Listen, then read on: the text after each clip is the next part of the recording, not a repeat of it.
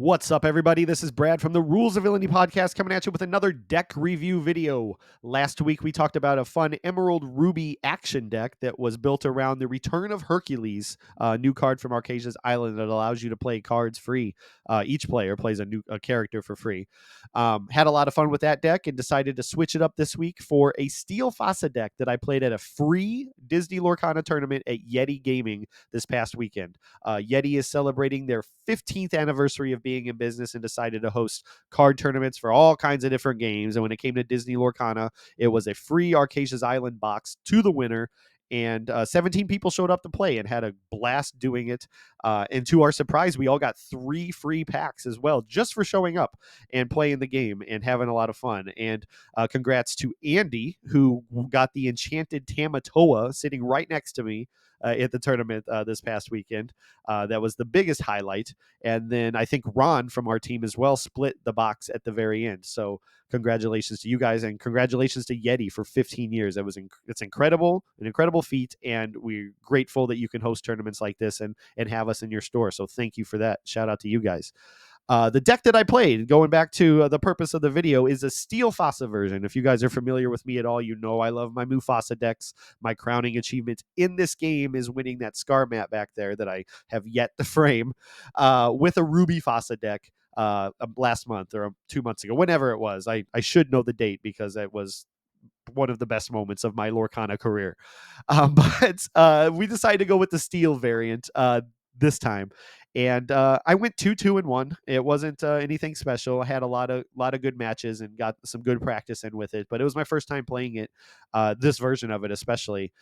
Last time I played it, I had a big Cinderella in here. We'll talk about more cards that could or couldn't be in here toward the end of it. But let's talk about what we do.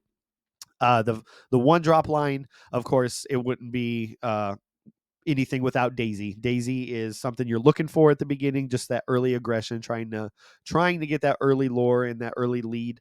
And she's hard to deal with. It takes 2 turns with Belle to take her out.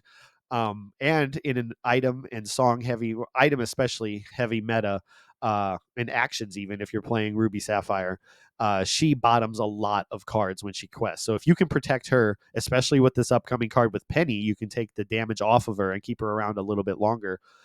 She is great, and I had to fight with myself on whether or not to play her or Pluto. I chose to go with her for the early aggression. Pluto allows you to ramp quicker into Doc and Gaston over there on the right, who allows you to ramp even quicker into higher cost cards to get a big board established. But yeah, I like the early aggression and the item, and bottoming for Daisy. So I decided to keep her in. Mickey Mouse, the Sticky Mickey, as I think everybody calls him because he sticks around for so long, was a last minute choice. I initially had Mulan, the new 1-drop Mulan in. She's a 2/1 quest for 1, and when she enters the board, you can draw and discard a card. So it's a little bit of hand filtering yourself if you have a bad altar. So that is one of the changes that you could make in your 1 slot. In the 2-drop, there's a lot because this whole deck is really low to the ground, and then you got your high rolls from Mufasa later on. But in the 2-drop, our first new card from Arcasia's Island is Penny, Bolt's person. She is a 1/2 quest for 2, and when she comes into the board or comes into play, you can heal up a card for up to 2 damage, and then that character gains resist +1 for the rest of the turn until the start of your next turn. So there's a lot of good energy with Smee. If you don't play her on curve, if you play her a turn or 2 later, you can get that damage off of Smee and give him resist so he doesn't take an additional damage on his following quest. And then Daisy, if she's got a few damage on her, they've been picking away at Daisy trying to get rid of her. Let's get that damage off so she can just keep questing, right? So I found her to be pretty good. There were times where I probably misplayed her, and even Andy here from the podcast told me in one of the plays against him, he was like, I probably would have put the resist on herself because Belle's just going to Sing Storm and take her out with her 2 bodies. She doesn't have resist inherently. You have to give it to her if you don't have another target. So I gave it to somebody else that Belle couldn't deal with. He's like, you need to put it on Penny so I don't deal with it. So shout out to looking out for me, Andy. But yeah, really good card. I don't know that I'd run 3 of them, and if it's one of those cards where when you have it and you need it, it works. But otherwise, I think a lot of times she was ink when I was playing the game. So something to think about. Moving on to the rest of the 2 drops, you got your piglets who will quest for 3 with multiple people on board. Doc, you don't want to see on curve. He's just a draw engine when you're running out low on your hand, because your entire draw engine is essentially Rapunzel. You got a few other options with Beast on 5, or the Tinkerbell on 4 allows you to look at 4 cards and take one character after revealing it. But Doc is just like a last minute, hey, I need 2 cards. Let's see what we get. Smee, of course, is your last 2 drop and just a staple in all steel decks at this point, because he quests for 2. He's a 3/3, hard to deal with. And if you don't deal with him, he's just going to stick around for Rapunzel to come heal up. So, or even Penny now. In the 3 drop is the Doc and Gaston, which I split here. When I played Ruby Fawcett, it was only Gaston because of the fact that he has a 4 body and allows you to play a character for 2 costs less on Exert. I didn't know which way to go here because of the uninkable count. I don't know the number off the top of my head. But I ended up splitting. I didn't have any issues. In fact, Gaston, I didn't really use a whole lot this time around. So if I had to change anything on the spot, I'd probably take Gaston out and add something else that we'll talk about later. I have a few cards here for alternatives.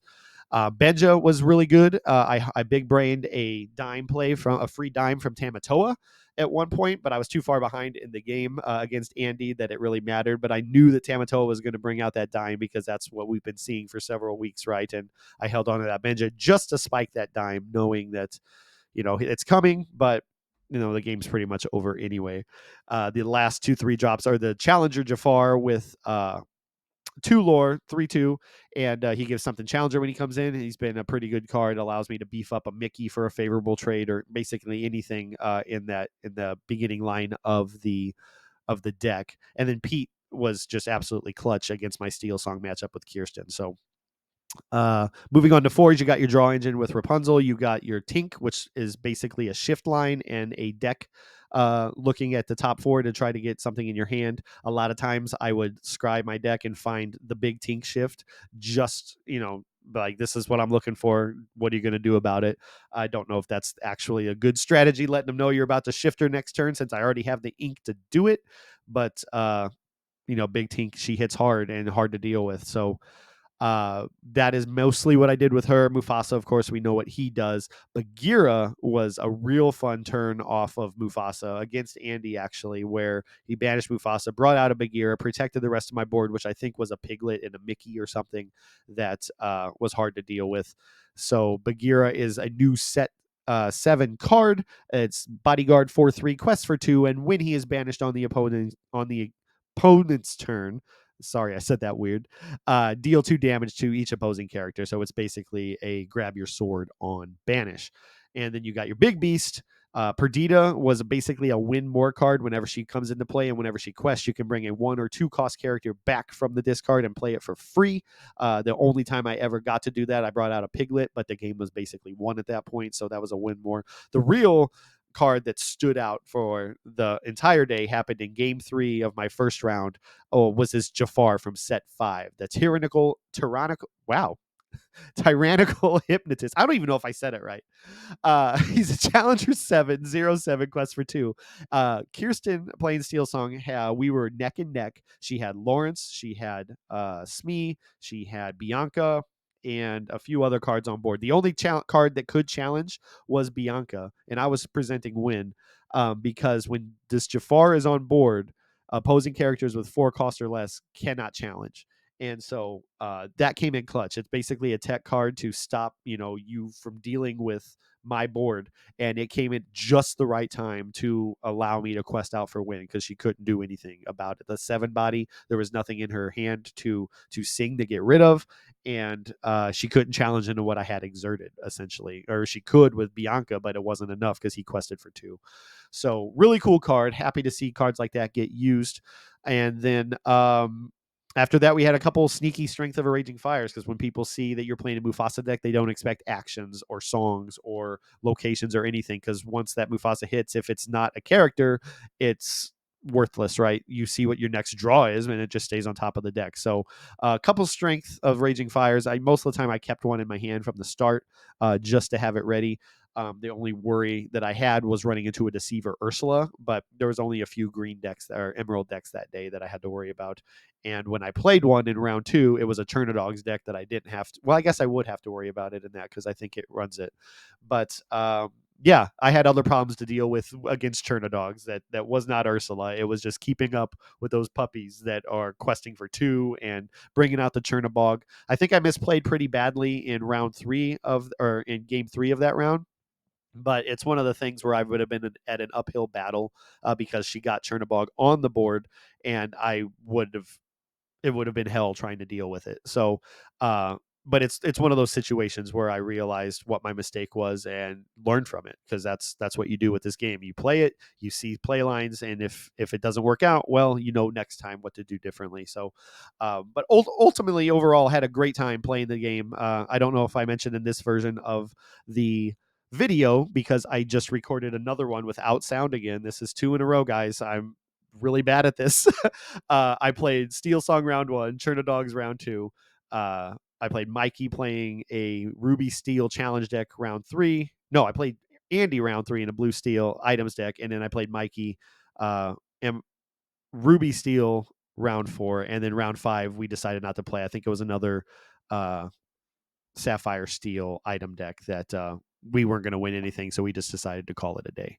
But some alternatives. We talked about Mulan on one or Pluto on one. On four, the original deck had a Gantu in it that was good for making songs a little bit more expensive, or items. And item heavy meta, I think Gantu might be an inspired card.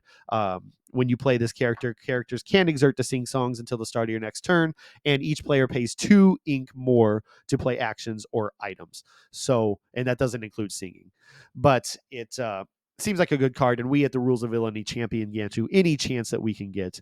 And of course, I mentioned earlier that Big Cindy, Stout Hearted from set two. One of my favorite moments playing this deck in between sets was playing Mufasa and banishing into a Big Cindy that my opponent could not do anything about. She's a 5/5 quest for 3 with resist +2. She's not in here. You could probably slip her in. I know I've seen some other people slipping in the Pluto package. If they're running the one drop Pluto, there is another Pluto you can shift on 5. I think he's a 5 shift, and is he a 3/7 quest for 2 bodyguard? And everybody loves a good boy Pluto. So, but yeah, there's a lot of things you can do with this deck. I'm not saying by any means that this is perfect, but this is the version I ran. I had fun with it. I think I prefer Ruby. I might go back to Ruby if I want to play some Fasa decks. I'm actually thinking about a Sapphire Fasa deck again, a blue Fasa, if you will. But that's just going to take time to actually optimize, and I don't know that I have that kind of time to do. So, let me know what you think of this video. I had a lot of fun with it, and I enjoy making this kind of content. If you enjoy it too, please like, subscribe, hit the bell for notifications if you like seeing this kind of content. Check out the podcast proper. We release on Fridays. This Friday, actually, we're probably going to be doing a live show. So if you want to tune in for that, it'll be at 6 or 7 o'clock Central Time. I don't know why I almost said Eastern. But don't know what we have in store. We had some kind of March Madness thing figured out, but then we never released it. So we might be doing that. We might be doing something else. You never know when it comes to us. We kind of just do it live. So check that out and let us know what you think. And we hope to see you there. I hope you like this video, and I hope to see you next time. Thanks.